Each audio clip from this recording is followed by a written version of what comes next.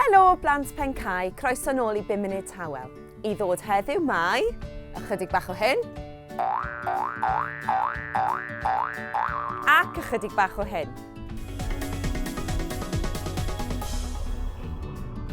Ond yn gyntaf, ein thema ni yr wythnos hon yw y corff. Oeddech chi'n gwybod taw nid dim ond ein ymenydd sy'n helpu ni deimlo'n hapus. Mae ein cyrff cyfan yn gallu helpu ni deimlo'n hapus hefyd. Eto'r wythnos hon, mae gennym ni 2 weithgaredd i chi, a mae'r 2 weithgaredd yn canolbwyntio ar y corff.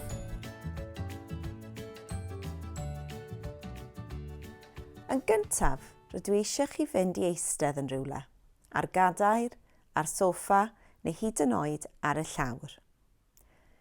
Ymlaciwch eich corff ac anadlwch yn ddwfn i mewn i'r bola. Yna ceiwch eich llygaid.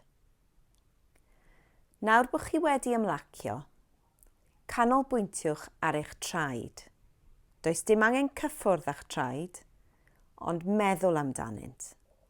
Ydyn nhw'n teimlo'n boeth neu'n oer? Ydych chi'n gallu teimlo'r llawr o dan eich traed? Wedyn, meddyliwch am eich coesau. Canolbwyntiwch ar waelod eich coesau, eich pengliniau a top eich coesau. Ydych coesau chi'n teimlo'n dyn, yn flinedig? Anadlwch i mewn ac allan unwaith eto trwy'ch trwyn ac ymlaciwch.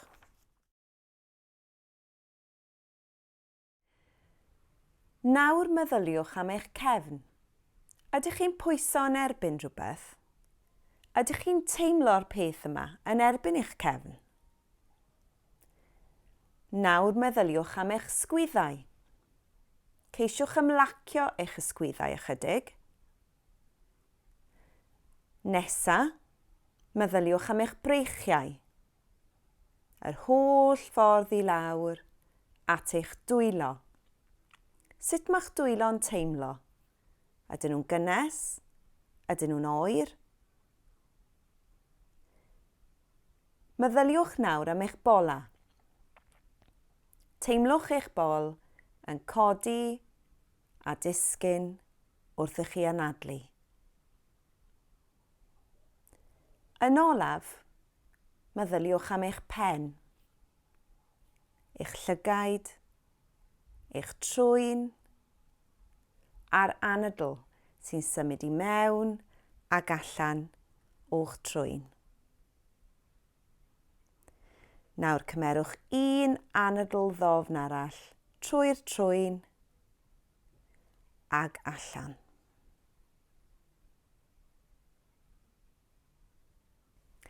A phan rydych chi'n barod, gewch chi ymlacio. Dyna ni wedi gorffen. Da iawn chi. Mae ymarfer corff yn gallu helpu eich corff i fod yn iach, ond oeddech chi'n gwybod ei fod e hefyd yn helpu i gadw eich meddwl yn iach. Mae gwyddonwyr wedi darganfod bod pobl sy'n ymarfer corff yn aml yn hapusach. Beth am greu siart yr wythnos hon i herio eich hun i ymarfer corff o leiaf unwaith bob dydd? Mae bob math o bethau gallwch chi wneud i ymarfer corff. Beth am osod her ymarfer corff i ffrind dros y ffôn? Helo, Miss Bonnell!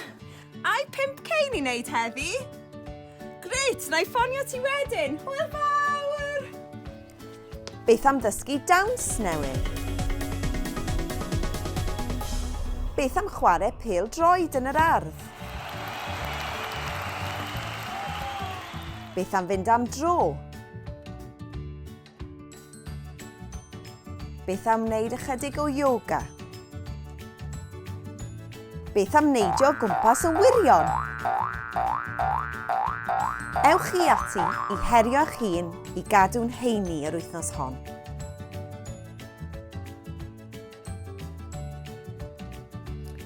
Felly dyna ni.